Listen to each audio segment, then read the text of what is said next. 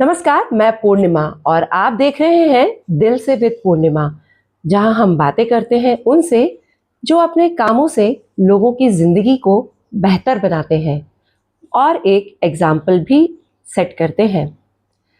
आज का एपिसोड बहुत स्पेशल है। आज हमारे साथ हैं डॉक्टर मृणाल धार्मिक जी, जो एक एक्यूपंक्चर स्पेशलिस्ट है।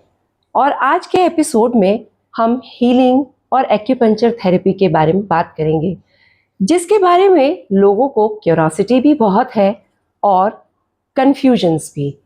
तो मैं बात कर रही हूँ एक्यूपंक्चर की, जिसे एक ड्रग लेस ट्रीटमेंट भी कहा जाता है। आज हमारे साथ हैं एक एक्सपीरियंस्ड एक्यूपंक्चर स्पेशलिस्ट, जो एलन आयुर्वेदा कॉलेज में एचओडी प्रोफेसर हैं, एलन सिटी यूनिवर्सिटी में डायरेक्टर एक्यूपंक्चर डिपार्टमेंट हैं।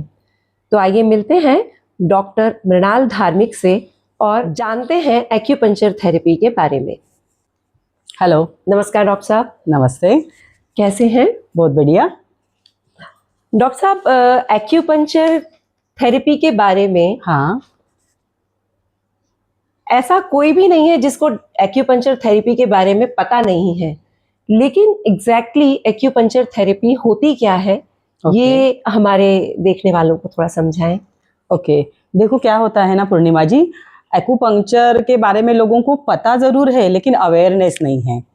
तो एक्यूपंक्चर क्या होता है कि शरीर के निश्चित स्थान पर एक छोटी सी पतली सुई होती है, वो लगा के रोग निवारण करने की शक्ति को हम एक्यूपंक्चर ट्रीटमेंट कहते हैं। डॉक्टर साहब, एक्यूपंक्चर का नाम हम बहुत टाइम से सुनते आ रहे हैं, लेकिन एक्यूपंक्चर जो है उसकी जो शुरुआत है, जो उसका स्टार्टिंग पॉइंट है, वो कब से है, कब, कितना पुराना है उसका, कि कोई इतिहास में भी कोई वर्णन है? जी जी, बहुत सही पूछा आपने। महाभारत काल पता है आपको? जी। ओके। तो एक्यूपंक्चर तब से है। देखो, लड़ाई हुई थी कौरव पांडव की, उसमें भीष्म पितामह थे, राइट? तो उनको बाणों की शैया पे लिटाया गया था, राइट? तो अर्जुन ने जहां जहां बाण लगाए थे वहां एक्यूपंक्चर के बिंदु थे, इसलिए वो आराम से शैया पे लेटे थे। ये एक मैं बताऊंगी। और दूसरा एक बताऊंगी कि जैसे पहले पुराने जमाने में लड़ाइयाँ होती थी पूर्णिमा जी, तो मैं आपको पूछूंगी, आप बता पाएंगे कि लड़ाइयाँ कैसे होती थी? तीरों से। Right, right. तो तीरों से लड़ाई होती थी। ओके। तो उस जमाने में भी जब लड़ाई होती थी तो वहाँ वैद्य बोलते थे। वैद्य, वो उनका व्हाइट कलर का फ्लैग होता था, तो पता था कि ये वैद्य का ठिकाना है। जैसे अभी हमारे हॉस्पिटल्स हुआ करते हैं, तो पेशेंट हमारे हॉस्पिटल में आते हैं, तो जो तीर से लगा हुआ सैनिक, घायल सैनिक, वो वैद्य के पास जाता था।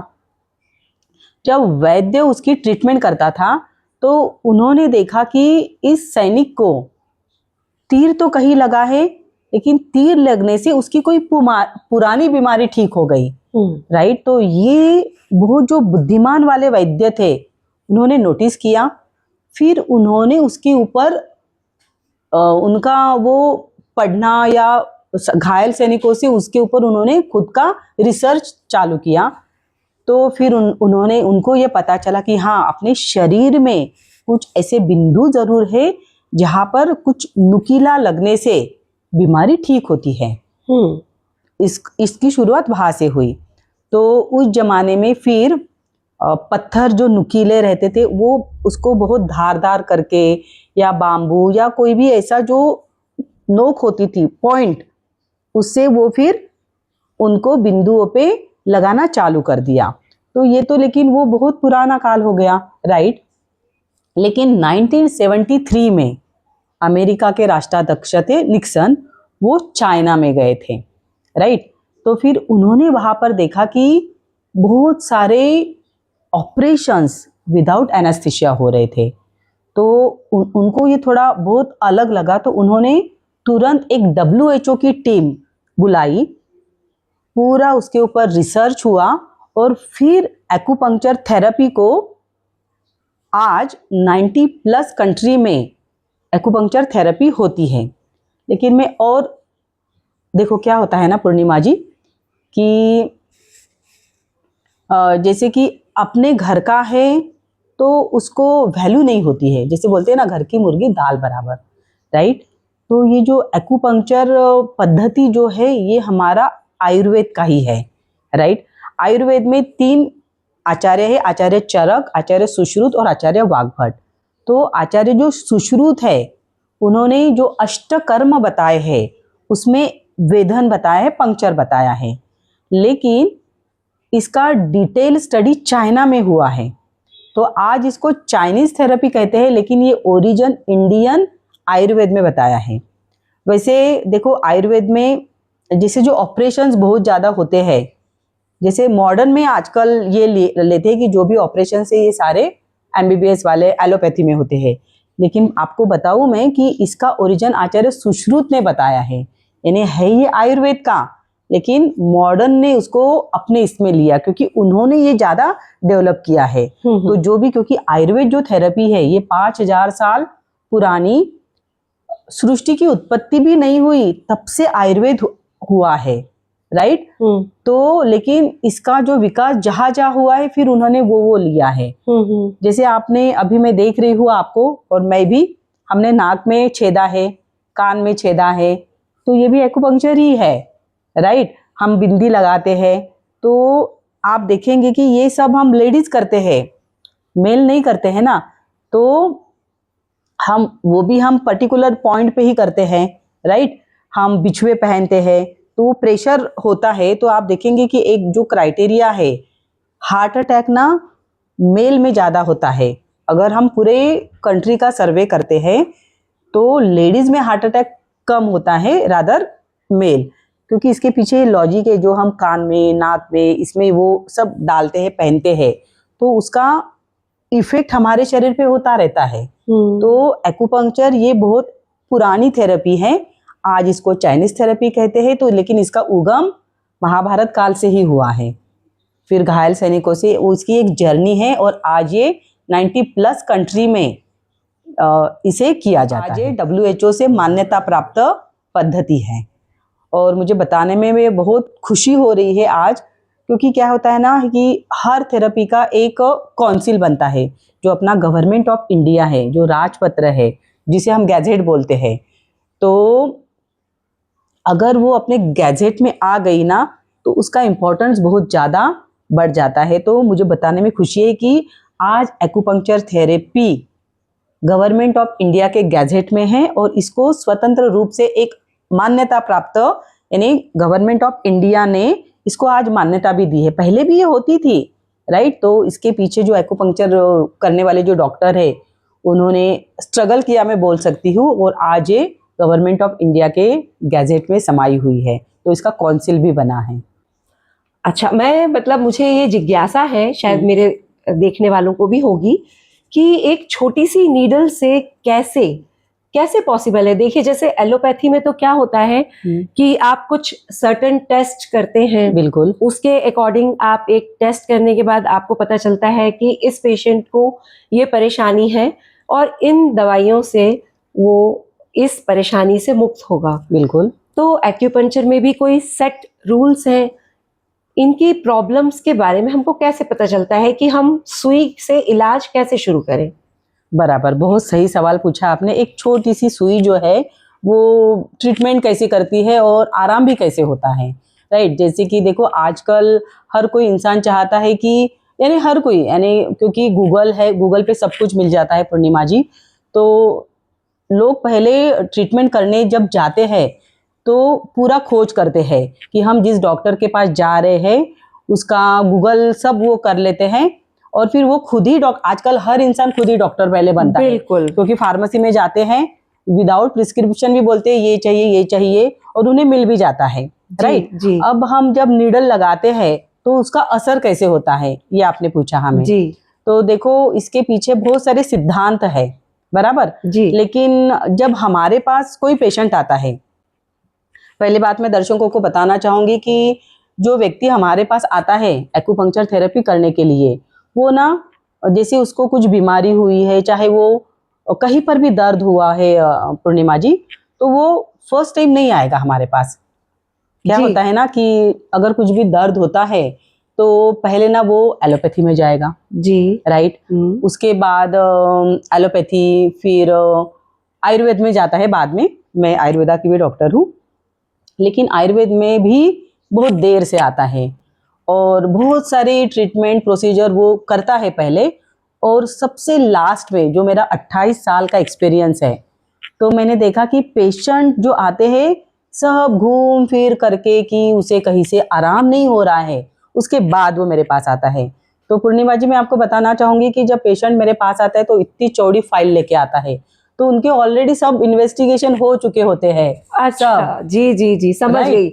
जो आपके पास आता है वो सब जगह से हार कर आता Yes. है, तो ऑलरेडी सारे इन्वेस्टिगेशंस तो उनके हो ही चुके हैं। हाँ लेकिन अगर बाई चांस कभी कोई आता होगा हाँ। जिसके इन्वेस्टिगेशंस नहीं हुए और उसको बहुत एक स्ट्रांग बिलीफ है और उसकी अंदर से मानना है कि मुझे दवाई खाकर ठीक नहीं होना, मुझे परमानेंट क्योर चाहिए, तो मैं एलोपैथी के बजाय एक्यूपंक्चर में चले जाऊं। बिल्कुल, क्योंकि एक्यूपंक्चर का जो एक इंट्रोडक्शन है वो यही है कि ड्रग लेस थेरेपी है। तो फिर उसका आप कैसे एक ट्रीटमेंट का प्लान सेट करते हैं? बिल्कुल, बहुत सही पूछा आपने।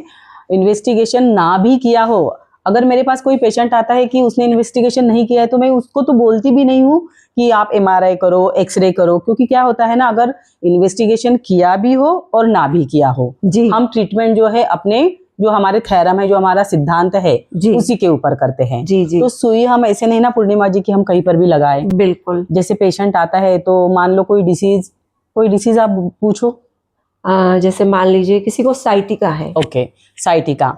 तो साइटिका जैसे है तो उसका जरूरी नहीं कि वो इन्वेस्टिगेशन करना है। साइटिका एक नर्व्स होती है जी, जो लंबर से लेके बैक साइड में वो जाती है, राइट। हाँ जी। तो जो अगर साइटिका वाला पेशेंट आता है तो हम जो नीडल्स लगाते हैं ना, वो हमारे मेरिडियन पॉइंट्स होते हैं, ओके, राइट। हाँ जी। तो मेरिडियन पॉइंट्स, जैसे देखो अपना जो शरीर है पूरे नर्व्स है अंदर, पूरा क्या बोलते, हम बाहर से बहुत अच्छे दिखते हैं, लेकिन अंदर जो एनाटॉमी जो होती है ना, वो बहुत अलग है। 72,000 नाड़ियां हैं हमारे शरीर में, राइट। तो पूरे पूरे नाड़ियों का हमारा पिंजरा है, ऐसे बोल सकते हैं आप, जी, राइट।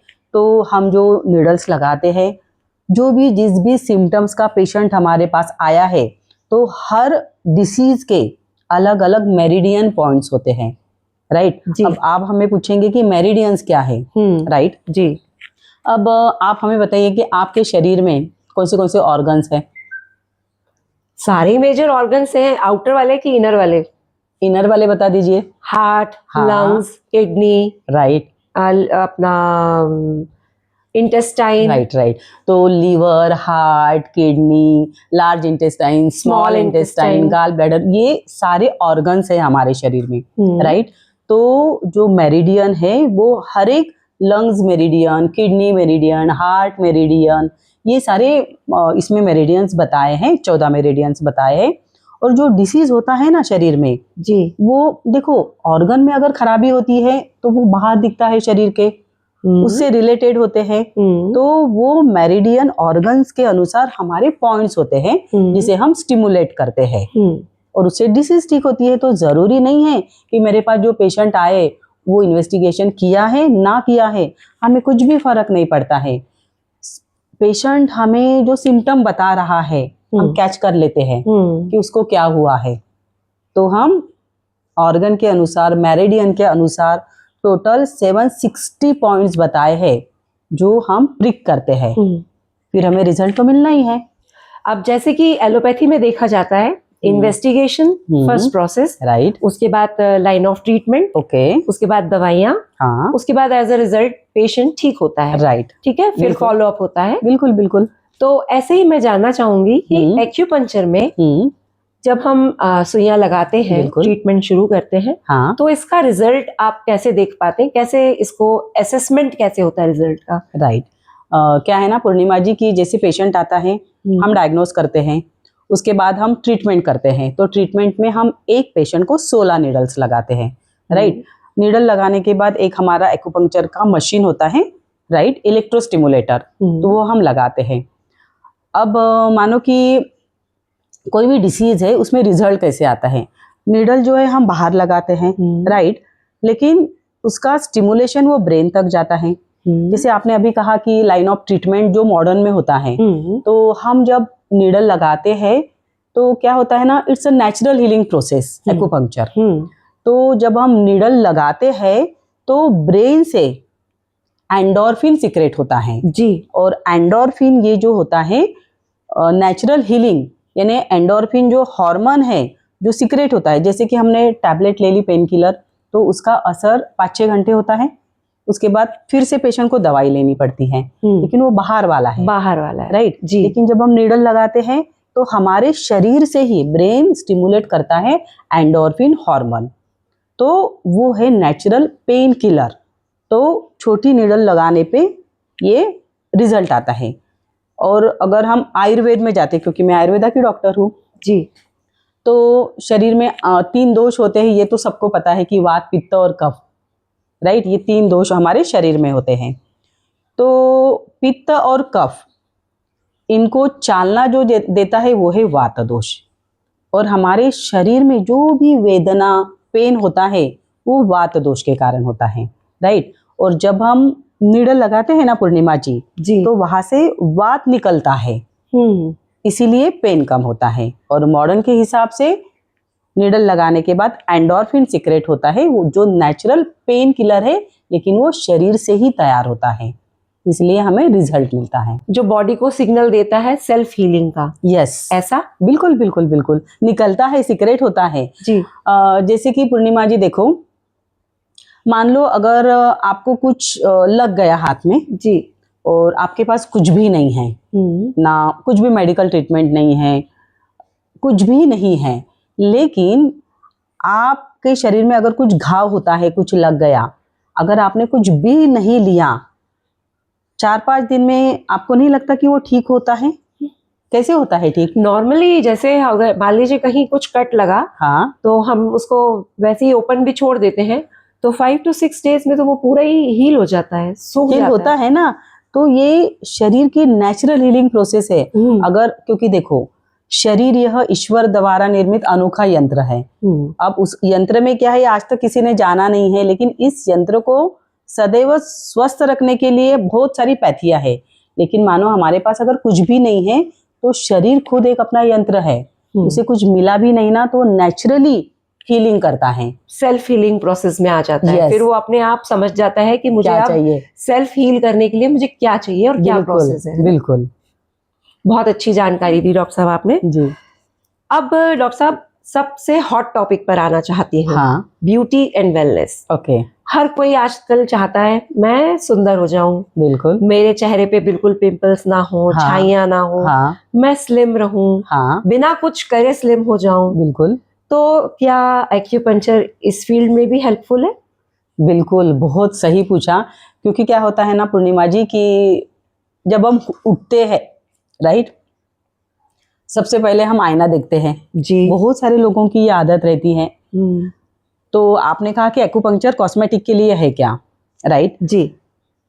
इतने सारे पेशेंट मैंने ठीक किए हैं। अब देखो कॉस्मेटिक में क्या आता है, एक तो पिंपल्स, जो अगर पिंपल से भरा हुआ चेहरा है और आप देखेंगे चेहरा, तो आपका खुद का कॉन्फिडेंस बहुत लूज हो जाता है, जी। उसके बाद है हेयर फॉल, अगर ज्यादा हेयर फॉल हो रहे तो वो पेशेंट, देखो क्या होता है ना, कॉस्मेटिक एक ऐसा है कि अगर आप अच्छे हैं तो आपका कॉन्फिडेंस बढ़ेगा, लेकिन अगर आपके बाल बहुत गिर रहे हैं, गंजापन आ रहा है, आंखों के नीचे काले घेरे हैं, या चेहरे पे काले पैचेस है, या पिंपल से भरा हुआ चेहरा है, ये अगर है तो उस इंसान का खुद का सेल्फ रिस्पेक्ट या बोलते सेल्फ कॉन्फिडेंस कम होता है, राइट। और अगर उसको कुछ बीमारियां भी नहीं है ना पूर्णिमा जी, तो सोच सोच के वो बीपी उसको हो जाता है, या कोई इंसोम्निया, जो नींद नहीं आती। यानी कॉस्मेटिक आज के डेट में सबसे क्या बोलते हैं कि टॉप पे चल रहा है जी। तो मैं आपको बताने में मुझे बहुत बहुत खुशी हो रही है कि पिंपल से भरे हुए चेहरे मेरे पास आए और एक्यूपंक्चर से वो ठीक हो गए। उसके बाद चेहरे पे काले दाग, वो भी हमने एक्यूपंक्चर से ठीक किए। बहुत सारे बाल झड़ रहे हैं, यानी हेयर फॉल के लिए बहुत अच्छा है। और मुझे बताने में बहुत खुशी होगी कि एक मेरा केस चल रहा है जो लास्ट 1 ईयर यानी 7 मार्च 2025 से मेरे पास आ रहा है। 11 साल का लड़का है जी। एलोपेशिया एक डिसीज है पूर्णिमा जी। उसमें क्या होता है ना कि जो हेयर्स है वो पैचेस पैचेस में जाते हैं जी। राइट। पैचेस पैचेस में जाने के बाद एक दिन क्या होता है कि पूरा स्काल्प खाली हो जाता है राइट।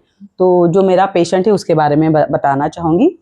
तो उसकी जो मम्मी है उसने 2 साल उसका ट्रीटमेंट किया, ठीक है।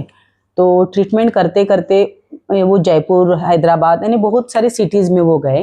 अब पैचेस पैचेस में उसके बाल गए थे। तो 11 साल का वो लड़का, उसको स्टेरॉइड दिया गया, ठीक है। तो स्टेरॉइड से उसके बाल आए, लेकिन आपको पता है कि स्टेरॉइड बहुत अपने शरीर के लिए जानलेवा होता है, सीधा किडनी पे असर होता है, बहुत सारे ऑर्गन्स भी उससे फिर खराब होते हैं। इमरजेंसी कंडीशन में देना ज़रूरी है। तो स्टेरॉइड से उसके बाल आ गए, लेकिन जब स्टेरॉइड लेना बंद किया तो फिर से उसके बाल चले गए। तो वो 11 साल का लड़का कितने दिन तक स्टेरॉइड लेगा, यानी कंटिन्यू स्टेरॉइड लेना यानी अपन मौत की तरफ जा रहे हैं। थोड़े बाल आए चले गए।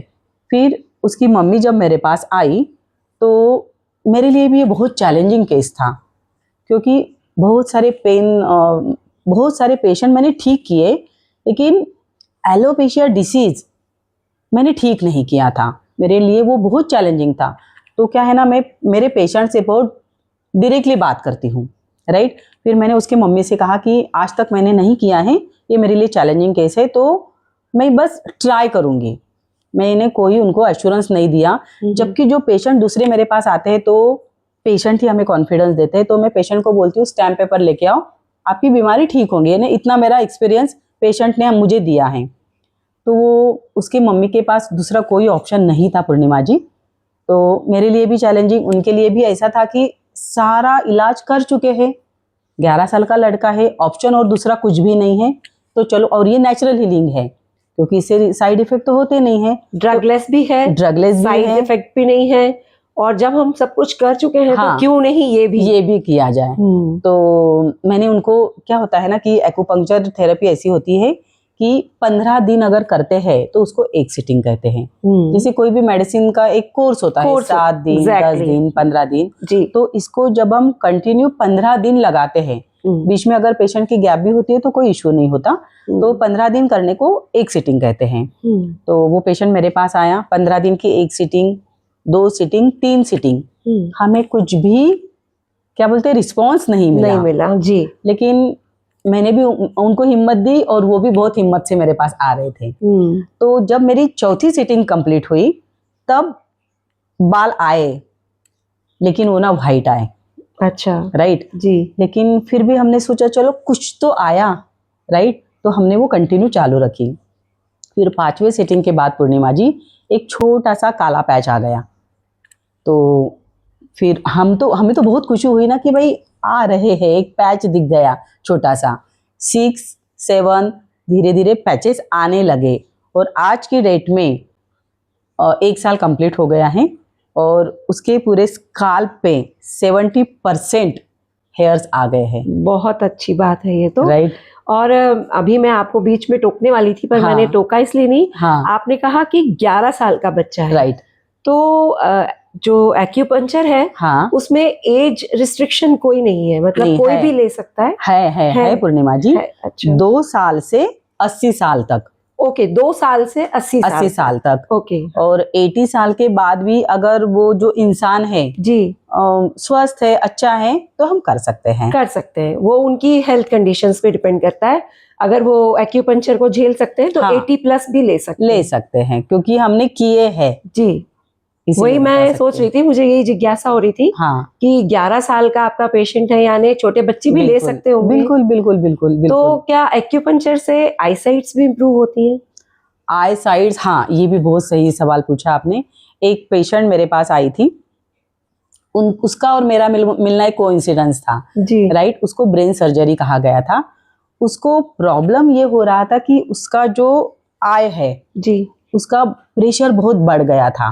हाँ जी। प्रेशर बढ़ने के कारण उसको ऐसा फील हो रहा था कि उसके आंखों से ब्लड आ रहा है, यानी ब्लड नहीं आ रहा था, उसको महसूस हो रहा था क्योंकि इतना ज्यादा उसका ब्लड प्रेशर आई का बढ़ जाता गया था। था जी। और वो भी बहुत सारे स्टेरॉइड्स और कुछ बहुत सारे मेडिसिन ले रही थी, तो वो वाला डिसीज मेरे पास आया। तो आई प्रेशर के लिए फिर हमने उसको पॉइंट्स दिए, वो भी मेरे पास 7-8 महीने चली, तो उसका ब्रेन सर्जरी टल गया। ये एक आई वाला डिसीज जो हमने ठीक किया। और एक दूसरा और एक पेशेंट आया था कि जिसका आई प्रेशर बढ़ा था। तो हमारे एक्यूपंक्चर में एक लिवर मेरिडियन होता है, राइट। तो लिवर जो हमारा थंब है वहां से शुरुआत होती है मेरिडियन से जी। तो अंगूठा जो है, तो वहां पर लिवर 1 को अगर हमने प्रिक किया और वहां से 1 ड्रॉप अगर ब्लड आउट करते हैं तो उससे आंखों का प्रेशर कम होता है। अब देखो, आंख कहाँ, थंब कहाँ, राइट। क्या होता है ना, एक्यूपंक्चर के कुछ सिद्धांत है, कुछ कुछ ऑर्गन्स के ओपनिंग होते हैं। जैसे देखो, रिसेंटली कोविड हुआ, राइट। अब कोविड में हम किसको प्रोटेक्ट कर रहे थे? किसको? लंग्स को प्रोटेक्ट कर रहे थे। लेकिन कैसे? लंग्स तो अंदर है, तो मास्किंग हो रही थी ना लोग कोविड में। हाँ, तो हम नोज कोविड को में मास्किंग हो रही थी, नोज और इनहेल कर रहे हैं जो हवा, और हाँ, नोज से अंदर नहीं जाना चाहिए। हाँ, लेकिन सेंटर नोज से अंदर जा रहा था ना जी, राइट। तो हम भले ही लंग्स अंदर है लेकिन हम नोज को प्रोटेक्ट कर रहे थे। इस ऐसे ही एक्यूपंक्चर में ओपनिंग होते हैं जी, राइट। तो जैसे कि अभी हमने आपको कहा कि एलोपेशिया पेशेंट को हमने ठीक किया, यानी बाल उसके स्काल्प के ऊपर आ गए। अब बाल तो ऊपर रहते हैं, हमने ऊपर पॉइंट्स नहीं लगाए पूर्णिमा जी, हमने पॉइंट्स लगाए एडी के पास, क्योंकि वहां है kidney control scalp hair, right. तो हमने किडनी को स्टिमुलेट किया, किडनी के पॉइंट्स को स्टिमुलेट किया, राइट। तो वैसे ही जो आईज है, तो लीवर मेरिडियन हमने लिया और आईज का प्रेशर हमने कम किया। तो ये बहुत, क्या बोलते हैं ना कि बहुत मैजिक है इसमें। मैजिक भी है और जटिल है। यस, आपको दिख नहीं रहा है, आपको सिद्धांतों पे काम करके अपने पेशेंट को रिलीफ देना है। बिल्कुल बिल्कुल। लेकिन एक बात है, जब आप सुइयों से इलाज करते होंगे, हाँ, तो आपके कई सारे पेशेंट्स तो बहुत डर जाते होंगे सुइयां देख के कि अब तो हमारा खून निकलेगा, अब तो हमें दर्द होगा। बहुत बहुत बार ऐसा होता है। लेकिन मैं आपको बताना चाहूंगी कि पेशेंट डरा हुआ रहता है, राइट। तो मैं क्या करती हूँ, पेशेंट को बेड पे लेती हूँ, उसके साथ कोई ना कोई आता ही है ना, रिलेटिव या कुछ ना कुछ। तो पेशेंट को जैसे मैं बेड पे लिटाती हूँ और उसको मैं पूछती हूँ पेशेंट को कि आज आपने क्या खाना खाया। तो फिर पेशेंट सोचता है कि आज मैंने क्या खाया। फिर उसको जैसे उससे रिलेटेड में, डिसीज से रिलेटेड नहीं, मैं दूसरे उसके क्वेश्चंस पूछती हूँ माइंड डाइवर्ट करने के लिए। यस, माइंड डाइवर्ट करती हूँ और मैं फटाफट नीडल्स लगाती हूँ। फिर मैं पेशेंट को पूछती हूँ, आपको दर्द हुआ? पेशेंट बोलता है कि आपने लगा दिया। मैंने कहा लगा भी दिया, तो उसका डर निकल जाता है, राइट। लेकिन अगर मैं पहले ही उनको मैं दिखा दूं कि इतनी नीडल्स है, मैं आपको दिखाना चाहूंगी नीडल्स कैसी होती है। जी बिल्कुल, दिखाइएगा। तो वो नीडल देख के डरता है, क्योंकि ये क्या होता है ना पूर्णिमा जी की जब हम इंजेक्शन लेने जाते हैं, एक इंजेक्शन से डरते हैं बहुत सारे पेशेंट, राइट। बिल्कुल डरते हैं, और डरने के साथ साथ जब वो इंजेक्शन प्रिक करता है हाँ, तो वो खून, मतलब ऐसा तो नॉर्मल प्रोसेस है ना, डर तो नॉर्मल ही है। हाँ। और इसमें तो मैं पेशेंट को बोलती हूँ कि हम 16 नीडल्स लगाने वाले हैं, और एक इंजेक्शन लगाने के बाद जैसे थोड़ा सा ब्लड निकलता है। और इसमें ये क्या बोलते हैं कि खूबी है इस थेरेपी में कि नीडल लगाने के बाद भी ना पेशेंट को दर्द होता है ना ब्लड आउट होता है। अब आप जैसे कि हमने कहा कि ये जो थेरेपी है ये 15 दिन की है जी। अगर एक दिन में हमने 16 नीडल्स लगाए और 16 पॉइंट्स पे ब्लड निकला, तो दूसरे दिन पेशेंट आएगा क्या? नहीं आएगा, बिल्कुल नहीं आएगा, क्योंकि आपने तो उसके डर को और पक्का कर दिया ना। हाँ, कि नीडल्स पहले खतरनाक, फिर उसके बाद मेरा खून निकल गया। हाँ, तो उसका डर तो पक्का हो गया। और क्या है ना पूर्णिमा जी, मैं आपको बताना चाहूंगी कि पेशेंट मेरे पास जो आते हैं बहुत पेन रहता है उनको, राइट। और जैसे मैंने उनकी थेरेपी की 30 मिनट्स का रहता है जो हम स्टिमुलेशन देते हैं। तो जैसे पेशेंट उतरता है ना बेड से, रिलैक्स ही हो जाता है, यानी आज तक मेरा जो एक्सपीरियंस है, एक भी पेशेंट ऐसा नहीं है कि उसको बहुत पेन है और उसने ऐसा ना बोला हो कि मैडम मुझे रिलैक्स नहीं लग रहा है। तो वो रिलैक्स होता ही है, तो क्योंकि 15 दिन का ट्रीटमेंट होता है, तो पहले ही दिन में उसको रिलैक्स लगता है ना पूर्णिमा जी, तो दूसरे दिन आता ही है मेरे पास। बहुत इंटरेस्टिंग है आपकी जो मतलब समझाने का तरीका है, हाँ। जो आपका पेशेंट्स को डील करने का तरीका है, जो आपका पेशेंट्स का सेटिस्फैक्शन लेवल है, बहुत मेस्मराइजिंग और बहुत अच्छा है, बहुत इफेक्टिव है। यस। इससे ये पता चलता है कि देखिए कोई भी चीज में अगर किसी को फायदा नहीं होगा तो कोई दोबारा वहां नहीं आएगा। बिल्कुल बिल्कुल बिल्कुल। और अगर दोबारा आ रहा है हाँ, तो इसका मतलब उसको फायदा हुआ था। बिल्कुल। और एक बार तो ऐसे हुआ था कि पेशेंट को मैंने बहुत कन्विंस किया कि हाँ नहीं होगा दर्द, लेकिन ना उसको हिम्मत ही नहीं हो रही थी, राइट। तो मैंने बहुत जबरदस्ती उसको बेड पे लिया और उसको लगाया, तो वो तुरंत उसको अच्छा लगा। तो दूसरे दिन सेम उसी कैटेगरी का पेशेंट मेरे पास आया, तो जो पहले दिन पेशेंट भाग रहा था वही पेशेंट दूसरे पेशेंट को कन्विंस कर रहा था, अरे लगाओ लगाओ कुछ नहीं होता। ये तो हमारे लिए बहुत अच्छी बात है ना कि हाँ। कोई हमारा पेशेंट इतना ज्यादा सेटिस्फाई हो गया जी। या उसको अपने दर्द से इतनी ज्यादा मुक्ति मिल गई हाँ। कि वो हमारे लिए आगे होकर बोल रहा है कि नहीं नहीं लगाओ लगाओ, आप तो मैडम का हाथ बहुत अच्छा है। डॉक्टर साहब आप नीडल्स दिखाना चाह रहे थे, तो हाँ आप नीडल्स दिखाइए। हाँ, क्या होता है ना पूर्णिमा जी, जब हमारे पास पेशेंट आता है तो पहला सवाल उसका रहता है कि मैडम आप डेली नीडल चेंज करेंगे कि एक दूसरे की लगाएंगे, क्योंकि वो रहता है उनमें डर कि हमें किसी और की तो नहीं लगने वाली है। जी जी जी। राइट, तो हर कोई अपना प्रिकॉशन लेके चलता है। तो मैं क्या करती हूँ, ये जो नीडल्स हैं इसको पेशेंट के सामने ही कट करती हूँ जी। राइट। और फिर हम वो नीडल उस दिन फेंक भी देते हैं, यानी रीयूज नहीं करते, रीयूज नहीं होता है। हम जी। डेली नीडल्स चेंज करते हैं। तो मैं दिखाना चाहूंगी, ये जो नीडल है ये देखो, ये अपने जो हेयर्स होते हैं उससे भी पतली हैं। जी बिल्कुल, मैं राइट? देख पा रही हूँ, बहुत हाँ, पतली देख पा है। रहे हैं ना। तो एक्यूपंक्चर का जो हम नीडलिंग करते हैं तो उसके साइज होते हैं, राइट। तो ये 0.25 मल्टीप्लाई 25 ये वाला साइज है। जब हम चेहरे पे एज अ कॉस्मेटिक के लिए यूज करते हैं जी तो ये और छोटी होती है। और लंबर पे जो जहाँ पर ज्यादा थिकनेस है वहाँ इससे थोड़ी लंबी, यानी साइज होता है निडलिंग का। और कभी कभी क्या होता है कि जो अस्थमा के वगैरह पेशेंट रहते हैं जी, तो एक प्रेस निडलिंग भी आती है जिसको हम लगाते हैं और 10 दिन के बाद निकालते हैं। ओके। तो और एक 7 स्टार निडल होती है जिससे हम टैपिंग करते हैं। जी। तो निडल्स पेशेंट हमें क्या कंप्लेंट्स लेके हमारे पास आया है वो देख के हम डिसाइड करते हैं कि हम कौन सी निडल्स इसके ऊपर यूज करेंगे। जी राइट।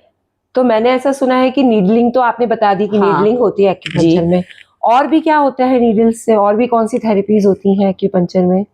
एक फायर एक्यूपंक्चरिंग भी करते हैं कि जैसे नॉर्मल में क्या होता है कि हमने निडल्स लगाई, एक्यूपंक्चर स्टिमुलेटर से उसको स्टिमुलेशन दे दिया जी। और दूसरा ये है कि नीडल को हम गर्म करते हैं जी। और फिर जैसे लाइपोमा है या कहीं पर सिस्ट जैसी है तो नीडल को गर्म करके हम उसको वहाँ टैप करते हैं, यानी हम वहाँ पर लगा के छोड़ते नहीं है। जैसे नीडल को गर्म किया, उसको लगाया, छोड़ दिया, ये फायर एक्यूपंक्चर हो गया। जी। उसके बाद एक और दूसरा है एक्यूपंक्चर के इसमें मोक्सा थेरेपी, राइट। तो जैसे कि हमने नीडल है, नीडल को इंसर्ट किया, राइट। और मोक्सा ये एक हर्बल जड़ी बूटी का एक स्टिक रहती है, तो छोटे छोटे पीस उसको करते हैं बारीक बारीक और नीडल लगाने के बाद नीडल के ऊपर हम मोक्सा लगाते हैं, उसको जलाते हैं। तो उसके भी इतने मिरेकल रिजल्ट हमें आए हैं, तो पेशेंट बहुत खुश हो जाता है कि कितना भी पेन क्यों ना हो। तो स्टार्टिंग में मैं मोक्सा थेरेपी नहीं करती हूँ, 3-4 दिन होने के बाद, क्योंकि क्या है ना कि पेशेंट का भी कॉन्फिडेंस डेवलप होता है कि हाँ मैं ठीक हो रहा हूँ, राइट। तो फिर 3-4 दिन के बाद मैं मोक्सा भी स्टार्ट करती हूँ, पेशेंट का कंप्लेंट्स क्या है उसके हिसाब से। तो मोक्सा थेरेपी, फायर एक्यूपंक्चर और प्रेस नीडलिंग, 7 स्टार से, ये अलग अलग टाइप्स है एक्यूपंक्चर के। पेशेंट का एक्चुअली कॉन्फिडेंस अपने डॉक्टर पे भी बिल्ड होता है ना। हाँ, सही कहा कि आपने। जब मैं 3 दिन में इतना रिकवर हाँ। हुआ हूँ तो मैं उनको करने देता हूँ, वो कर रहे हैं, मेरे अच्छे के लिए कर रहे 3 दिन नहीं, मैं तो एक ही दिन में, यानी मेरे पास जो पेशेंट आते हैं हैं। जी तो अब तो मुझे क्या हुआ है कि जैसे पेशेंट आते हैं, मैं पहले दिन उसको पूछती हूँ और जी। तुरंत दूसरे दिन भी पूछती हूँ कि आपको कितना % आराम हुआ। और हम्म, धीरे धीरे धीरे वो 15 दिन तक 75-80% होता है, कभी कभी 90 के ऊपर भी होता है। लेकिन मैं पहले ही पेशेंट को नहीं बताती पूर्णिमा जी कि आपको और 15 दिन का लेना पड़ेगा। 15 दिन के बाद फिर मैं पेशेंट को बोलती हूँ कि आपको अभी 10 दिन की गैप लेनी है और फिर से 15 दिन। क्या होता है ना कि कोई भी पेशेंट चाहता है कि उसको जो सिम्टम्स है, उसको जो बीमारी है, उस क्योंकि क्या है ना, कोई भी ट्रीटमेंट ये ऐसा नहीं है ना पूर्णिमा जी की किया और बस हो गया, अब हमें कुछ नहीं करना है, ऐसा नहीं होता है। तो उसका एक असर होता है, उसका एक टाइम रहता है कि इतने दिन तक ठीक रहेंगे। नहीं, फॉलो अप तो खैर सभी चीजों में होता है ना, तो ये भी हाँ। एक तरह का फॉलो अप ही हुआ। नहीं तो क्या होता है ना कि 15 दिन में अगर 90% भी आराम हुआ ना पूर्णिमा जी, तो मैं फिर पेशेंट को बोलती हूँ कि अगर 10 दिन के बाद और 15 दिन का अगर ट्रीटमेंट लेते हैं तो इसका बैकअप वाला जो टाइम है 2-3 साल तक वो पेशेंट पेन से रिलीफ उसको मिलता है। यानी 2-3 साल तक वो आराम से, उसको चाहे सर्वाइकल पेन है, नी पेन है, वो उतने दिन तक चलता है, 2 साल तक। चाह रही हूँ कि जैसे एक्यूपंक्चर है, हम्म तो इसमें जैसे मान लीजिए आपके पेशेंट ने 6 सिटिंग 5 सिटिंग जो भी आपके बिल्कुल। जो आपका एक्यूपंक्चर हाँ, है हाँ, उसके अकॉर्डिंग कि आप इतनी सिटिंग्स ले लीजिए, तो इतनी सिटिंग्स के बाद आपका जो आराम है बॉडी को वो परमानेंट है या इतने साल बाद ही आपको कुछ प्रॉब्लम होगी, ऐसा कुछ है? बिल्कुल बिल्कुल। ऐसा क्या कुछ सर्टेन टाइम पीरियड है कि एक्यूपंक्चर की इतनी सिटिंग्स लेने के बाद आप इतने टाइम तो हेल्दी लाइफस्टाइल के अकॉर्डिंग रहेंगे तो ठीक रहेंगे? बिल्कुल बिल्कुल सही है। देखो क्या होता है ना पूर्णिमा जी, में एक नेचुरली जो स्वभाव रहता है इंसान का, जी अगर मानो 15 दिन के बाद उसका पूरा दर्द चला गया तो वो आता ही नहीं है, आता ही नहीं है ना नहीं लेने के लिए। आता। हम बोलते हैं पेशेंट को कि आपको आना है, लेकिन वो आता नहीं, उसको लगता है अरे मेरा आराम तो हो गया, अभी क्यों जाए, राइट। तो फिर 7-8 महीने के बाद वो फिर से मेरे पास आता है, राइट। फिर मैं उनको बोलती हूँ कि देखो अगर आपने 2 सीटिंग लिया होता तो 1-2 साल भी, क्योंकि कुछ भी पेन है 1 या 2 साल तक भी वो आराम रहता है ना, तो पेशेंट सेटिस्फाइड रहते हैं, राइट। लेकिन पेशेंट आराम होने के बाद नहीं आते, ये लैक्यूना है। तो मिनिमम 2 या 3 सीटिंग लिए ना तो बहुत साल तक वो आराम बना रहता है। बिल्कुल। वही मेरा मतलब है कि एक छोटा मोटा जो हमारा रिजल्ट इस बात का ये है कि एक्यूपंक्चर से आपको रिलीफ मैक्सिमम टाइम तक बना रहेगा। बिल्कुल। अगर आप 2 या 3 सिटिंग्स ले करके फिर आप उसको डिसकंटिन्यू करें तब। हाँ देखो, मैं इसमें और ऐड ऑन करना चाहूंगी जी कि जैसे पेन है, नी पेन है, सर्वाइकल पेन है, उसके बाद लंबर पेन है या कोई भी पेन है, तो ये 2-3 सीटिंग सफिशिएंट है, राइट। लेकिन पैरालिसिस वाला अगर पेशेंट मेरे पास आता है, राइट, तो पैरालिसिस पेशेंट ये थोड़ा लंबा चलता है, लंबा चलेगा, राइट। लंबा चलेगा लेकिन इलाज अच्छा होगा। बिल्कुल बिल्कुल। उसकी जो मूवमेंट है वो क्या होता है ना कि एक इंसान अगर पैरालिसिस उसको हो गया तो पूरा घर उनका पैरालाइज हो जाता है, उनके पीछे रहते हैं, उनको उनका चलना, उनका खुद करना, क्योंकि क्या है ना, घर वाले चाहते हैं कि जिसे अगर पैरालिसिस हुआ है उसने अपने काम एटलीस्ट खुद ने करने चाहिए, वो खुद होके वॉशरूम तक जाए, क्योंकि वो भी बहुत दिक्कत होती है पैरालिसिस पेशेंट में। तो धीरे धीरे उनमें भी प्रोग्रेस होता है। तो पैरालिसिस वाले पेशेंट में थोड़ा टाइम लगता है, लेकिन इसमें भी मैं आपको ये बताना चाहूंगी कि अगर किसी इंसान को पैरालिसिस हुआ है और उनको पता चले कि एक्यूपंक्चर से ये ठीक होता है, तो तीसरे या चौथे दिन में अगर वो मेरे पास आए ना पूर्णिमा जी, तो वो जल्दी ठीक हो जाएंगे। क्योंकि एक पेशेंट मेरे पास आ रही थी, उनको पता था कि मैं एक्यूपंक्चर करती हूँ, तो उसके हस्बैंड को पैरालिसिस हुआ तो वो चौथे ही दिन मेरे पास लेकर आई, तो वो 2 सीटिंग के बाद पूरे ठीक हो गए। दूसरा एक पैरालिसिस का पेशेंट आया, उसको 1 साल हो गया था, वो मेरे पास आया, तो उसके मैंने 5 और 6 सीटिंग किए। तो मुझे बताने में बहुत खुशी हो रही कि आज वो खुद गाड़ी चला रहा है और वो जॉब पे जा रहा है। वो 26 ईयर का इंजीनियर था। ओके। तो वो अगर कोई जल्दी आए, अभी रिसेंटली मेरी एक केस चल रही है, वो 55 एज के हैं, जस्ट एक ही सिटिंग हुई है और उनको 4 साल हुए हैं। तो डिपेंड्स कि कितने दिन से आपको बीमारी है। तो पैरालिसिस में बहुत लॉन्ग टाइम टेकिंग ट्रीटमेंट है, लेकिन अगर पेशेंट जल्दी मेरे पास आता है तो हाँ, पैरालिसिस में भी ये ठीक होता है, यानी लॉन्ग टर्म हम शॉर्ट टर्म में कर सकते हैं। हाँ, डिपेंड करता है ना, जितना पुराना मर्ज है हाँ, उतना लंबा इलाज है। आप जल्दी आएंगे तो जल्दी क्योर जैसे कि मैंने आपको पहले ही कहा कि जी। पहले कोई सुइया लगाना आता नहीं है, तो अगर तुरंत अगर हमारे पास आए, तो जैसे कि कुछ एक्सीडेंट वाले केसेस भी मेरे पास आए कि जैसे एक पेशेंट का एक्सीडेंट हुआ था और वो आए तो उसको सांस लेने में तकलीफ हो रही थी, तो मैंने उसको तुरंत पॉइंट्स लगाए, तो दूसरे दिन बोला मैडम बहुत अच्छा लग रहा है। यानी क्रिटिकल और क्रॉनिक ऐसे 2 टाइप्स होते हैं डिसीज के। बिल्कुल। नहीं सॉरी, एक्यूट और क्रॉनिक। एक्यूट बोले तो डिसीज हुआ है और तुरंत मेरे पास आए तो उसको जल्दी आराम होगा। क्रॉनिक बोले तो बहुत पुरानी बीमारी होगी, बहुत ज्यादा लंबे समय से चल रही है, मेरे पास आए तो नेचुरली टाइम भी लगेगा, और एक्यूट वाले आए तो जल्दी आराम होगा।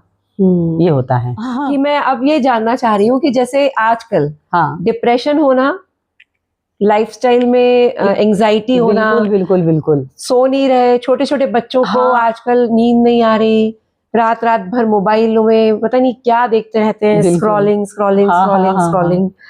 तो एक्यूपंक्चर में कोई ऐसी थेरेपी भी है कि डिप्रेशन, लाइफस्टाइल डिजीजेस, एंजाइटी, इन सब से भी आराम मिलता है? बिल्कुल बिल्कुल। देखो, एक डिसीज जो है बहुत कॉमन हो चुका है, इंसोम्निया जिसे बोलते हैं, जी, नींद ना आना, इसे इंसोम्निया कहते हैं। पहले क्या होता था ना कि जो नींद नहीं आती है आफ्टर 70 साल के बाद ना नींद नहीं आती है, ये एक नॉर्मल है। लेकिन आजकल तो जैसे 25-26 छोटे छोटे जो है उनको भी नींद नहीं आती है। तो डिप्रेशन ये एक अलग बीमारी आजकल है। अब देखना, साइकेट्रिक वालों के पास भी बहुत, पहले तो साइकेट्रिक के पास जाना क्या बोलते हैं कि शर्म आती थी लोगों को, राइट। लेकिन आजकल लोग साइकेट्रिक के पास जा रहे क्योंकि पता नहीं हर बात का टेंशन लेते हैं हर कोई। पेरेंट्स को अलग टेंशन कि मेरे बेटे को क्या कितना, यानी कि बहुत ज्यादा मार्क्स मिलने चाहिए। बच्चे को एक अलग रहता है कि यानी वो सबका टेंशन अलग अलग रहता है। तो डिप्रेशन बहुत आजकल है। तो हाँ, एक्यूपंक्चर हम डिप्रेशन में भी देते हैं। इंसोम्निया जिन्हें नींद नहीं आती है उन्हें भी हम देते हैं। एंजाइटी कोई भी आजकल बोलता है कि हाँ मुझे एंजाइटी है, नहीं बिल्कुल। अभी जस्ट मेरी एक पेशेंट बोल रही है, मैडम ना मुझे एंजाइटी हो रही है। कितनी साल की है? पीएचडी कर रही है वो, तो पीएचडी, और उसकी एज 27 ईयर्स है वो है। और बाकी भी बहुत पेशेंट ऐसे बोलते हैं जनरली, मैडम ना मुझे एंजाइटी हुई है। इसके लिए है एंजाइटी ऐसा है कि आ बैल मुझे मार, ऐसे बोलते हैं ना अपन, हम खुद ही उस एंजाइटी को ले रहे हैं। देखो पूर्णिमा जी, मैं आपको बताना चाहूंगी कि अगर प्रॉब्लम है तो सॉल्यूशन भी है। Exactly, right. तो सॉल्यूशन है हर किसी का। आप अगर प्रॉब्लम को ही सोचते रहेंगे, सॉल्यूशन के बारे में नहीं सोचेंगे, तो एंजाइटी बढ़ेगी। तो एक्यूपंक्चर में हम एंजाइटी भी कम करते हैं। तो ओवर थिंकिंग भी उसी में आता है? बिल्कुल बिल्कुल। ओवर थिंकिंग, आप किसी भी चीज के बारे में सोचते रहेंगे, उसी को मल्टीप्लाई करते रहेंगे, तो वो ओवर थिंकिंग की तरफ चला जाएगा। बिल्कुल।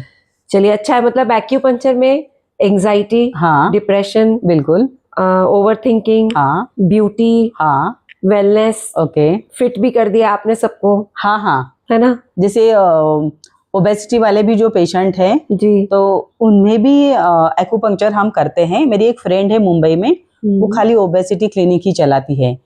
लेकिन ओबेसिटी में डाइट कंट्रोल, वॉकिंग, ये भी साथ में लेना है। ऐसा नहीं है कि भाई हमने नीडल लगा दी तो आपका हम फैट कम करेंगे। उसके साथ साथ भी आपको कुछ फॉलो करना जरूर है। डॉक्टर साहब, एक्यूपंक्चर के बारे में हमने बात की जी, लेकिन एक्यूपंक्चर भी होता है और एक्यूप्रेशर भी होता है, राइट। ये दोनों अलग कैसे हैं? हाँ, देखो पूर्णिमा जी, आपने हमें आपने पूछा कि एक्यूपंक्चर और एक्यूप्रेशर। अब देखो, ये 2 अलग अलग शब्द हैं, आप बताइए। हाँ, एक में कुछ पंचर हो रहा है और एक पे कुछ प्रेशर पड़ रहा है, राइट। तो ये पंक्चर और प्रेशर दोनों अलग अलग थेरेपी है। लेकिन दोनों के साथ में भी एक कोरिलेशन ऐसे हम कर सकते हैं, क्योंकि पॉइंट्स उसके जो प्रेशर के पॉइंट्स है वो इसमें होते हैं अपने हाथों में या पाम में, ओके। और जगह भी होते हैं। लेकिन क्या होता है कि जब हम प्रेशर करते हैं तो जो प्रेशर देता है उसको भी और जो लेता है उसको भी थोड़ा सा पेन होता है, ओके। लेकिन पंक्चर में पेन नहीं होता है, राइट। और जबकि हम प्रेशर बाहर से कर रहे हैं और पंक्चर हम सीधा डीपली जा रहे हैं, तो इसका जो रिजल्ट है, एक्यूप्रेशर भी बहुत अच्छी थेरेपी है, नो डाउट, लेकिन जो रिजल्ट आता है पंक्चर में बहुत जल्दी आता है और दोनों के साइड इफेक्ट नहीं है कुछ भी। हाँ, समझ रही हूँ। मतलब अगर किसी को एक्यूप्रेशर और एक्यूपंक्चर में से सिलेक्ट करना हो, हाँ, तो उसको एक्यूपंक्चर सिलेक्ट करना चाहिए ताकि उससे फास्ट रिजल्ट मिले। और हाँ, और मैं आपको बताना चाहूंगी कि एक्यूप्रेशर ये कोई भी कर सकता है। अगर कोई सीख गया, बताया कि आपको यहाँ दबाना है, यहाँ दबाना है, उसमें कुछ सीड्स होती है, राइट। तो वो जैसे कि मैंने आपको सिखा दिया पूर्णिमा जी कि आपको ये पेन है तो ये आप घर में जो सीड है ना, दालें रहती है, वो लगा दो और उसको प्रेस करो, तो आप घर में भी कर लेंगे। लेकिन एक्यूपंक्चर के लिए जो डॉक्टर है वही करेगा। एक्यूपंक्चर के लिए आपको स्पेशलिस्ट के पास जाना है। बिल्कुल बिल्कुल। एक्यूप्रेशर आप एक फर्स्ट एड जैसा ले सकते हैं कि आप घर पे। अब मुझे सिर्फ आप इतना बताइए कि एक्यूपंक्चर जो होता है कौन कौन सी बीमारियों के लिए हेल्पफुल है और हम कौन कौन सी बीमारियों को एक्यूपंक्चर से ठीक कर सकते हैं। ओके पूर्णिमा जी, आज की डेट में तो मैं ये कहूंगी कि एक्यूपंक्चर ये सारी बीमारियों में कर सकते हैं।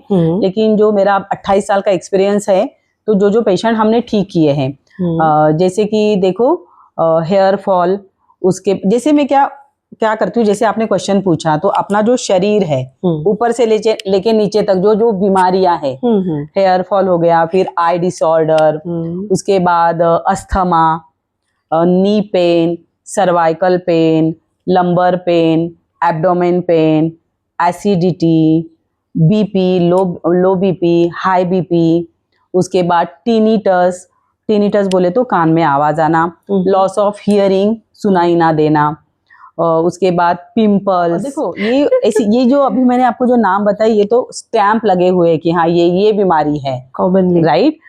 लेकिन एक्यूपंक्चर ये ऐसा है कि अगर कोई भी पेन है, बीमारियों के मेरिडियन पॉइंट्स होते हैं तो हम वो लगाते हैं, लेकिन कहीं पर भी अगर पेन होता है तो हम लोकल पॉइंट्स लगाते हैं। तो एक्यूपंक्चर ऐसा है कि ऑल टाइप ऑफ डिसीज, कुछ भी हो, शरीर में कुछ भी पेन है, हम उसके लिए एक्यूपंक्चर देते हैं। जैसे इसमें एक भी बीमारी ऐसी नहीं है कि जिसे हम एक्यूपंक्चर नहीं कर सकते हैं। फ्रोजन शोल्डर, डायबिटीज, यानी मेरे पास जो भी पेशेंट आता है तो मैं बोलती हूँ हाँ ये ठीक होगा, क्योंकि क्या होता है ना, पेशेंट ही हमें कॉन्फिडेंस देता है। हाँ, पेशेंट इसलिए कॉन्फिडेंस देता है, आपने जिनको ठीक किया है हाँ, वो आके बताते होंगे ना। बिल्कुल बिल्कुल। और कभी कभी क्या होता है कि जैसे नी पेन जो होता है ना पूर्णिमा जी, तो एलोपैथी में क्या होता है, सर्जरी बोल देते हैं और बहुत सारे पेशेंट सर्जरी करना नहीं चाहते हैं, राइट। तो नी पेन के लिए भी इतने अच्छे रिजल्ट्स मिले हैं हमें। उसके बाद जो लंबर स्पॉन्डिलाइटिस होता है, कमर में दर्द, साइटिका, तो कभी कभी उन्हें ऑपरेशन कहा जाता है। ऑपरेशन बहुत रिस्की होता है, नहीं भी होता है।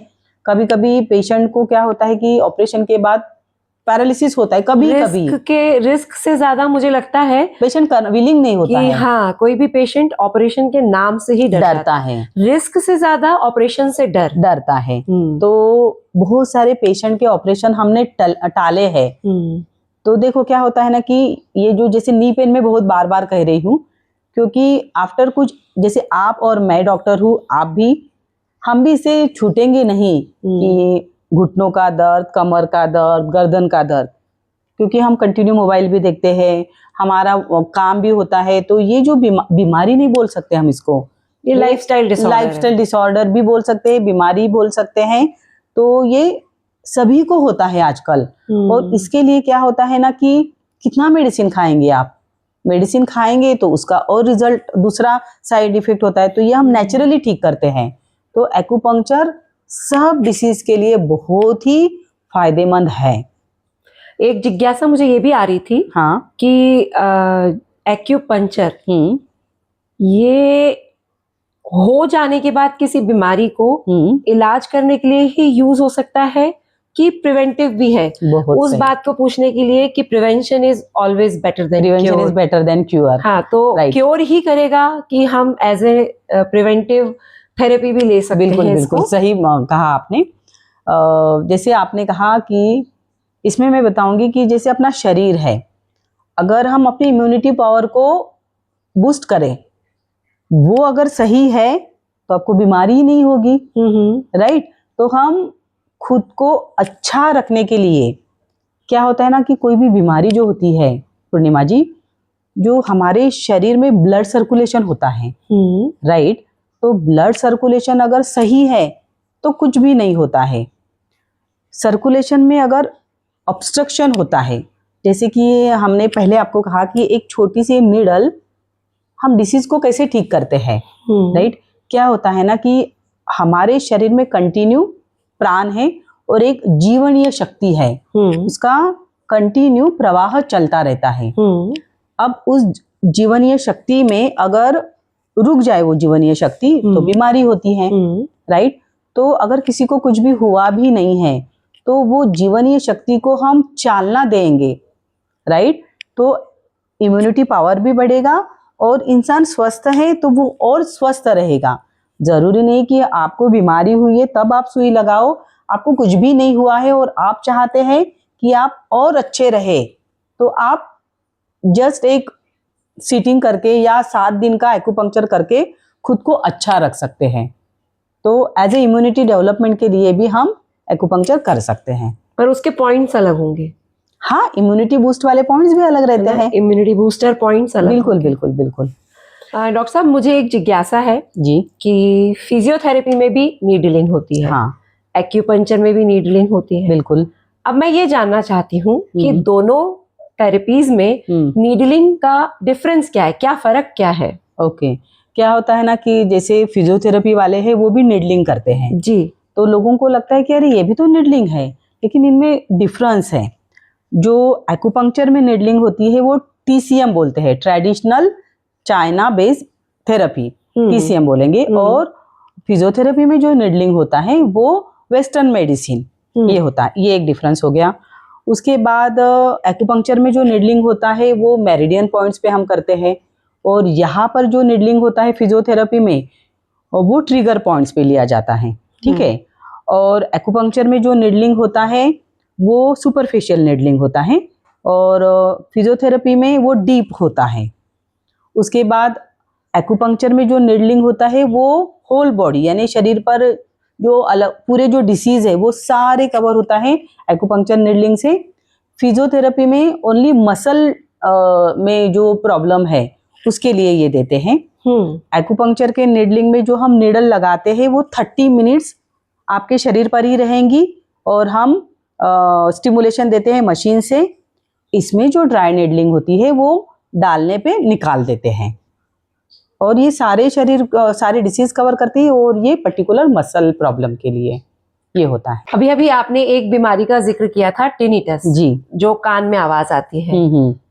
उसका क्या एक्यूपंक्चर में क्या इलाज होता है और कैसे होता है? ओके, टिनिटस में क्या होता है ना कि कान में सिट्टी बजती है जी, राइट। तो इसमें एलोपैथी में नहीं है कुछ इलाज, क्योंकि मेरे पास जो पेशेंट आए तो उन्होंने कहा कि वो बोलते कि इसमें इलाज नहीं है। और जब मेरे पास पेशेंट आए तो उनके कान में बहुत जोर से सिट्टी बज रही थी, राइट। तो मैं ये थोड़ा लंबा चला ये ट्रीटमेंट।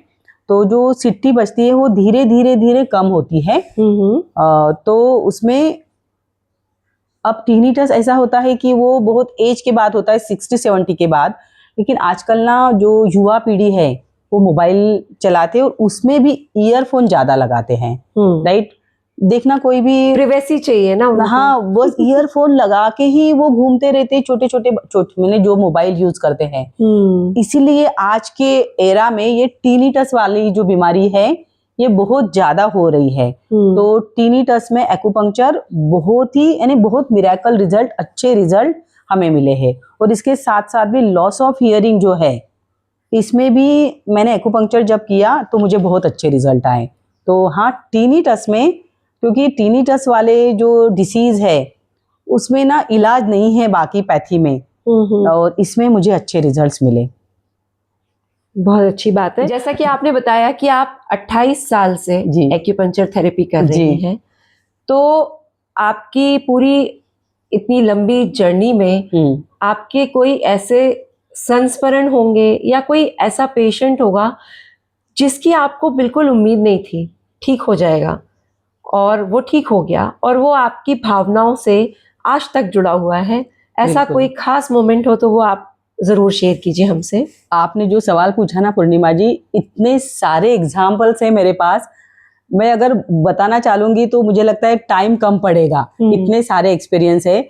लेकिन एक बात मैं आपको जरूर बताना चाहूंगी, 2004 की बात है। तो एक पेशेंट मेरे पास आए थे, तो उनके ना पैर से कार का चक्का चला गया था। पैर के ऊपर से कार का हाँ, चक्का। हाँ। ओके। तो उनको चलना नहीं हो रहा था।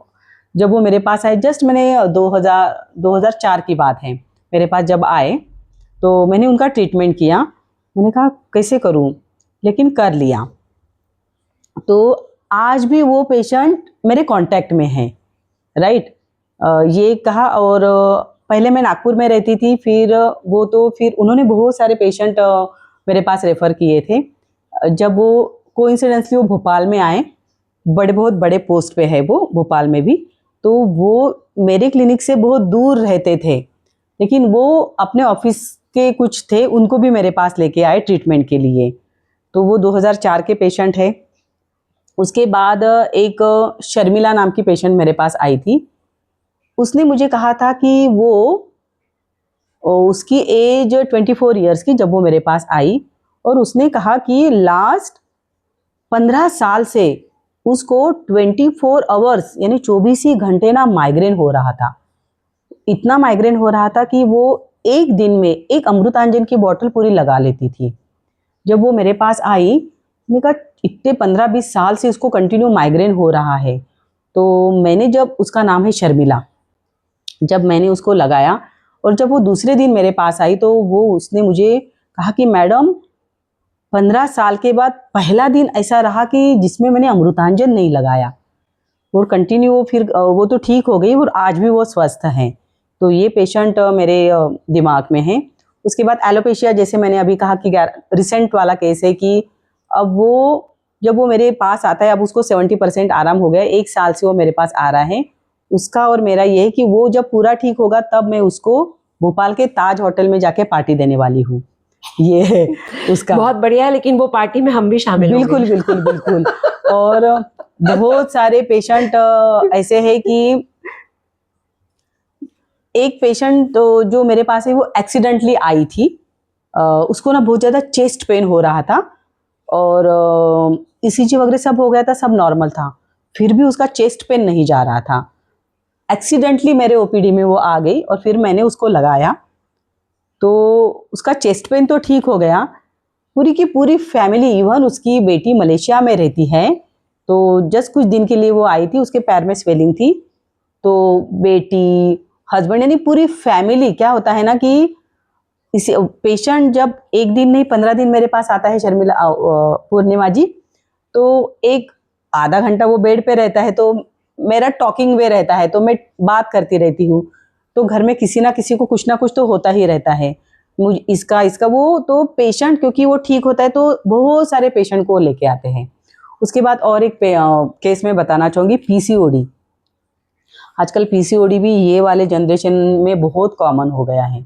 तो एक पेशेंट मेरे पास आई थी, नेहा, मैं नाम बता दूंगी, अब नेहा तो इतनी सारी लड़कियां रहती है। तो जब से उसका पीरियड आया था, मैंने पीसीओडी नहीं बताया था डिसीज के नाम में, जी, छूट गया था। हाँ, छूट गया था। तो स्पॉटिंग से हो रहा था, तो तब उसने ध्यान नहीं दिया, लेकिन जब एग्जैक्टली उसकी शादी वाली एज हो गई तो अब उसको टेंशन आ गया। तो फिर वो मेरे पास आई, तो फिर मैंने वो भी मेरे पास 7-8 महीने चली, आज भी वो ठीक है। पीसीओडी के लिए भी बहुत अच्छे रिजल्ट्स हमें मिले हैं। एक और मैं एग्जांपल देना चाहूँगी। एक नागपुर का पेशेंट है, वो हवालदार थे वो, और वो साइकिल पे अपने बेटी को लेके आते थे। उसको चलना नहीं हो रहा था। तो वो पेशेंट 1-2 साल ट्रीटमेंट करने के बाद, आज तो वो बहुत बड़ी हो गई है वो लड़की, तो वो अब अपने पैर पे खड़ी है। एम यही रहता है कि जो भी हमारे पास आए वो ठीक ही हो जाए। अच्छा, बस अब एक लास्ट सवाल और पूछूंगी मैं आपसे, चलते चलते आप हमारे दर्शकों को ये बताएं जी। कि अगर कोई एक्यूपंक्चर सीखना चाहता है तो वो कैसे सीख सकता है? ओके, अगर किसी को एक्यूपंक्चर सीखना है तो जैसे कि मैं एलएनसीटी यूनिवर्सिटी में हूँ, तो जो रजिस्टर्ड डॉक्टर है पूर्णिमा जी, एमबीबीएस, बीएएमएस, बीडीएस, होम्योपैथी, उस बीएचएमएस, नेचुरोपैथी और योगा, जो रजिस्टर्ड डॉक्टर है वो एक्यूपंक्चर जो कोर्स है वो एलएनसीटी यूनिवर्सिटी में post graduate diploma in acupuncture, इसके लिए एडमिशन लेके आप एक्यूपंक्चर सीख सकते हैं। यानी रजिस्टर्ड डॉक्टर जो होते हैं वो ऑलरेडी डॉक्टर हैं, वो एड ऑन एक हो जाएगा, क्योंकि जो भी जिस पैथी का डॉक्टर है वो अपने इसमें मास्टर है, राइट। लेकिन इसके साथ वो और ये भी करता है, तो दोनों थेरेपी पेशेंट पे करके सामने वाले पेशेंट को जल्दी रिजल्ट दे सकते हैं। कितनी अच्छी जानकारी दी है आपने। बहुत सारे लोगों को हमारे जो मैंने कहा ना कि पहले एक शब्द यूज किया था कि एक्यूपंक्चर सबने सुना है जी, पर एक्यूपंक्चर क्या होता है, कब आया, कितनी बीमारियां इससे ठीक हो सकती हैं, ये सारी जानकारी आज आपने हमारे दर्शकों को दी है। डॉक्टर साहब, ये तो बात हो गई एक्यूपंक्चर थेरेपी की जी। और कुछ बातें हो गई कौन सी बीमारियों का ट्रीटमेंट करता है, कैसे करता है, कितना कारगर है। अब मुझे सबसे मेन इंपॉर्टेंट क्वेश्चन बताएं, कोई पेशेंट है वो एक्यूपंक्चर थेरेपी लेना चाहता है, वो आपसे कैसे संपर्क कर सकता है? बहुत सही कहा, क्योंकि हम तो अब बता रहे हैं कि एक्यूपंक्चर क्या है, लेकिन लोगों को पता तो चले कि हम कहाँ जाए, राइट। तो अगर किसी को एक्यूपंक्चर ट्रीटमेंट लेना है तो सुबह 10 से रात के 10 बजे तक मैं एक्यूपंक्चर करती हूँ। 10 से 5 में एलएन आयुर्वेदा कॉलेज में मेरी ओपीडी चलती है, और फिर इवनिंग में भोपाल में मेरा क्लिनिक है पूर्णिमा जी। बंसल हॉस्पिटल बहुत वेल नोन हॉस्पिटल है भोपाल का, तो बंसल हॉस्पिटल के अपोजिट में शाहपुरा एरिया है, वहाँ इवनिंग में 6 to 9:30 तक मैं करती हूँ। और क्या होता है ना पूर्णिमा जी कि जब मेरे पेशेंट मेरे पास आते हैं तो मैं उनका रियल वाला वीडियो लेती हूँ, क्योंकि क्या होता है ना कि अगर मैंने रियल वाला उनका रिव्यू लिया तब मैं बहुत ये बोल सकती हूँ कि हाँ आप उस पेशेंट को जाके मिलो, क्योंकि पेशेंट जब मेरे पास आते हैं ना पूर्णिमा जी तो पूछते हैं कि मैडम ऐसी बीमारी आपने पहले ठीक की है क्या, हमें पेशेंट से मिलवाइए। तो मैं सीधा पेशेंट का नंबर देती हूँ। तो अगर किसी को पेशेंट में क्या, जैसे मैंने बताया कि ये सारी बीमारियों के लिए करते हैं, तो लेकिन लाइव वाला अगर एक्सपीरियंस अगर किसी ने देखा तो पेशेंट का ट्रस्ट होता है। तो मेरा यूट्यूब चैनल है मृणाल धार्मिक के नाम से, तो आप यूट्यूब चैनल पे जाके देख सकते हो। उसके बाद इंस्टाग्राम में भी मेरा मृणाल धार्मिक के नाम से है, एफबी में है। तो आजकल क्या होता है ना, जो दिखता है वही बिकता है, ऐसा होता है। तो डेली मेरी कोशिश रहती है कि मैं डेली यूट्यूब पे मेरा एक वीडियो डालूं। अभी मैंने जस्ट चालू किया है, पहले तो मैं एक आध बार ही डालती थी, लेकिन अब हमें जमाने के साथ दौड़ना होता है, राइट। तो अब क्या होता है ना, एक मैं आपके साथ एक केस शेयर करना चाहूंगी कि एक पेशेंट मेरे पास आई थी, ट्राइजेमिनल न्यूरोलजिया। देखो ये भी डिसीज छूट गया था। ये ट्राइजेमिनल न्यूरोलजिया ऐसा सलमान खान को हुआ था, तो ये मैं बता सकती हूँ। तो एक पेशेंट मेरे पास आई, उसने सब कुछ किया था, उसको कुछ आराम नहीं हुआ, लेकिन उसको जब पता चला कि ये सुई से ट्रीटमेंट होती है तो वो भाग गई, वो नहीं आई। सब ट्रीटमेंट की, बोली मैडम अब किसी से आराम नहीं हुआ, अब लास्ट में मैं फिर से आपके पास आई। तो ट्राइजेमिनल न्यूरोलजिया में उसका मुंह नहीं खुल रहा था। फिर मैंने बिफोर वीडियो लिया, वो देना नहीं चाहती थी, लेकिन मैंने उसका वीडियो शूट करके रख लिया। मैंने कहा मैं रखती हूँ, अगर आप ठीक होंगे तभी मैं ये यूट्यूब पे डालूंगी। तो फिर पहले दिन मैंने किया तो उसका मुंह भी नहीं खुल रहा था, तो ना वो खाना खा रही थी, ना कुछ, ना बोल रही थी। तो बिफोर वाला मैंने उसका वीडियो लिया, वो मिरेकल देखो 7 दिन के बाद ही उसका मुंह खुल गया, अच्छे से वो खाना भी खा रही थी। तो ट्राइजेमिनल न्यूरोलजिया में बहुत अच्छा रिजल्ट आया। उसके बाद वो पेशेंट मेरे पास आई, पहले सिटिंग में उसको 50% आराम हुआ। फिर जब वो दूसरे सिटिंग में आई ना पूर्णिमा जी, तो उस पेशेंट ने मुझे कहा कि मैडम मेरे नेल ना काले हो गए। काले यानी पर्टिकुलर 2 नेल थे पैर के, वो काले हो गए। तो मैंने फोटो खींच के रख लिया था पहले दिन, क्योंकि अब मुझे ये आदत सी पड़ गई है कि बिफोर एंड आफ्टर, क्योंकि लोगों को प्रूफ चाहिए होता है, तो बिफोर एंड आफ्टर दिखे तो उनका ट्रस्ट बढ़ जाता है। तो मैंने उसका फोटो क्लिक किया, पूरा ब्लैक कलर का नेल था। मेरे दिमाग में एकदम से घंटी बजी कि अगर लीवर में प्रॉब्लम होता है तो colour of change indicates liver disorder. तो मैंने वो पॉइंट्स लीवर के लगा दिए, और 5वें दिन में ही उसके जो काला ऐसा दिख रहा था कि नेल पेंट लगा, इतने काले उसके नेल्स थे। तो 4 दिन के बाद ही जो नेल था वो आधा वाइट हो गया। यानी इसलिए जो मेरे जितने भी यूट्यूब पे जो वीडियोस है वो रियल वाले वीडियो है, बिफोर एंड आफ्टर कोई अभी मुझे आदत सी बन गई है, क्योंकि क्या है ना, एक पेशेंट ऐसा ही आया था। देखो अब इतने सारे पेशेंट का ये है, एक पेशेंट मेरे पास आया था क्रॉल करके, यानी उसको चलना नहीं हो रहा था। ये मुझे आदत क्यों लगी, क्योंकि वो जब मेरे पास पहले दिन आए तो क्रॉल करके आए, उसको चलना नहीं हो रहा था, और फिर 15 दिन के बाद वो चलने लगा। तो उसका बिफोर वाला वीडियो लेने के लिए जो हमारा जो जहाँ मैं काम करती हूँ, पहले मैं जेके हॉस्पिटल में बैठती थी, तो वहाँ पर पूरे कैमरेज लगे हुए हैं। अब अभी भी मैं एलन सिटी में हूँ, लेकिन मैं दूसरे बिल्डिंग में शिफ्ट हो गई हूँ। तो फिर जो कैमरे में वो जो क्रॉल करके आया था वो मुझे वहाँ से लेना पड़ा, क्योंकि वो बिफोर वाला, क्योंकि आफ्टर के बाद वो अच्छा चलने लगा था। तो अभी मुझे आदत सी बन गई है कि बिफोर एंड आफ्टर, तो जो भी मेरे यूट्यूब पे जो वीडियो है वो रियल वाले हैं। तो मैं दर्शकों को बताना चाहूँगी कि आप मेरे यूट्यूब पे वीडियो देख सकते हैं।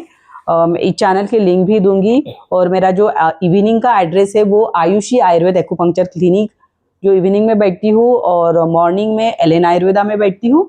सुबह 10 से रात के 10 बजे तक मैं पेशेंट की सेवा करती हूँ। तो दर्शकों, अगर आप कांटेक्ट करना चाहें तो मैडम से कांटेक्ट कर सकते हैं। और बहुत ही इंसाइटफुल कन्वर्सेशन हमारी आपसे रही। बहुत सारी जानकारी आपने एक्यूपंक्चर के बारे में दी, बहुत सारे आपने पेशेंट्स के एक्सपीरियंसेस शेयर किए। जी जी, मैं चाहूँगी कि आपकी जर्नी में आप ऐसे ही सफल होते रहें, मानव सेवा में यूं ही लगे रहें, और जिसको भी आप ट्रीट करें वो जी। पूरी तरह से ट्रीट होकर आपके पास से जाए। और एक बहुत छोटा सा टोकन ऑफ लव हमारी तरफ से। Okay, thank you so much. कैसा लगा आज का पॉडकास्ट? आपका एक्सपीरियंस कैसा रहा? ओके, क्या होता है ना पूर्णिमा जी, अब जो हम पेशेंट को ट्रीट करते हैं, जैसे आप जो भी कुछ सवाल पूछते हैं तो मुझे वो पेशेंट का चेहरा सामने आ जाता है, राइट। वो क्या होता है ना कि ट्रीटमेंट करते करते हम पेशेंट से इतने पास जाते हैं, तो ऐसा लगा ही नहीं कि हम पॉडकास्ट शूटिंग कर रहे हैं।